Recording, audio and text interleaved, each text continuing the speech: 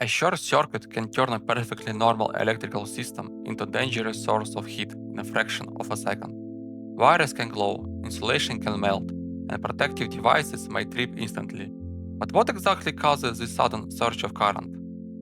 Under normal conditions, electric current flows a designed path through a circuit. It leaves the power source, travels through wires, passes through devices such as lamps or motors, and returns to the source.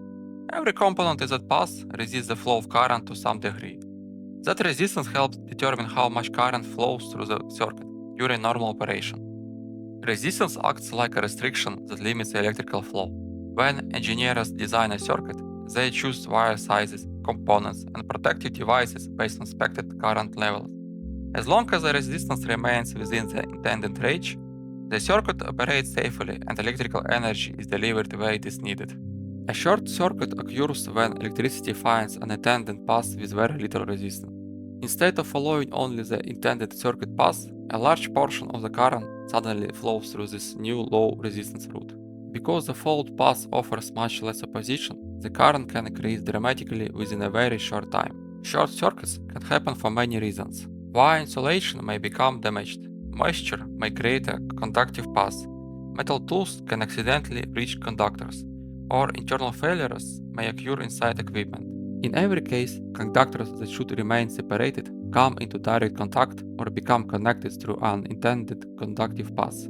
An overload and a short circuit are not the same thing.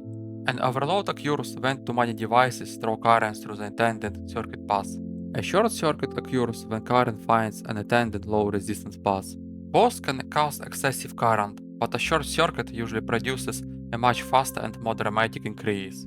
As soon as a low resistance fault path appears, current rapidly increases. According to the relationship between voltage, current, and resistance, lowering resistance while voltage remains the same allows much more current to flow. The fault can allow currents far greater than those expected during normal operation, placing extreme stress on the electrical system. The amount of current during a short circuit depends heavily on the power source. A small battery can only supply a limited amount of current, while a large industrial transformer may be capable of delivering enormous fault currents. The lower the industrial resistance of the source, the greater the current that can potentially flow during a short circuit.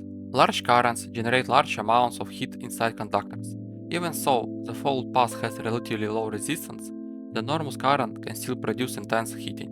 Temperature may rise extremely quickly, causing wire insulation to soften, deform, or burn if the condition is not interrupted almost immediately. A short circuit creates more than heat. High currents also generate strong magnetic fields around conductors. These magnetic forces can push or pull on nearby conductors with considerable strength. In large industrial systems, the forces produced during severe faults can become powerful enough to bend conductors or damage equipment. Sometimes the conductors do not touch directly. Instead, electricity jumps through the air, creating an arc. An electrical arc is extremely hot and can reach temperature far beyond those found in ordinary household appliances. Arcs can melt metal, damage equipment, and become a significant fire hazard. Once formed, an arc can continue conducting electricity even after the conductors have separated. Not all short circuits are identical. A fault may occur between two conductors, between a conductor and ground, or between different parts of a larger electrical system. The exact path can vary, but the underlying principle remains the same. Electricity bypasses part of its intended route and flows through unintended low resistance paths. A useful example is a battery connected directly with a piece of wire. Normally, a device connected to the battery provides resistance that limits current. But if the terminals are connected almost directly together, resistance becomes very small. Current rises sharply, limited mainly by the battery's internal resistance and the resistance of the wire. As a result, both can become dangerously hot. When a major short circuit occurs, the affected electrical system may experience voltage drops. Because the fault draws a huge amount of current, less voltage may be available for other devices connected to the same source. Lights may dim, equipment may malfunction, and sensitive electronics can be affected until the fault is removed. One of the simplest forms of protection is a fuse. A fuse contains a specially designed element that melts when excessive current flows through it. Circuit breakers perform a similar function but can usually be reset after the fault is removed. Both devices can interrupt dangerous fault currents and help protect wiring from excessive current. Interrupting a short circuit is not as simple as opening a switch. When breaker contacts separate, an electrical arc may form between them. Modern circuit breakers contain special mechanisms that stretch, pull, and extinguish this arc. This allows the flow of current to stop safely even when fault currents are extremely large.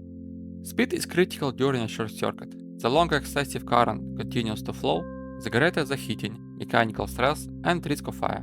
Protective devices are carefully selected so they can interrupt dangerous fault currents quickly enough to prevent damage from spreading throughout the electrical system. Preventing short circuits starts with proper design and maintenance. Good insulation, correct wire sizing, secure connections, quality components, and appropriate protective devices all reduce risk. Regular inspections can identify damaged wiring or aging equipment before fault develops. Many modern systems also include monitoring devices that help detect abnormal conditions early. A short circuit is essentially electricity flowing through unattended low resistance paths. That simple change can produce massive currents, intense heat, powerful magnetic forces, and dangerous electrical arcs.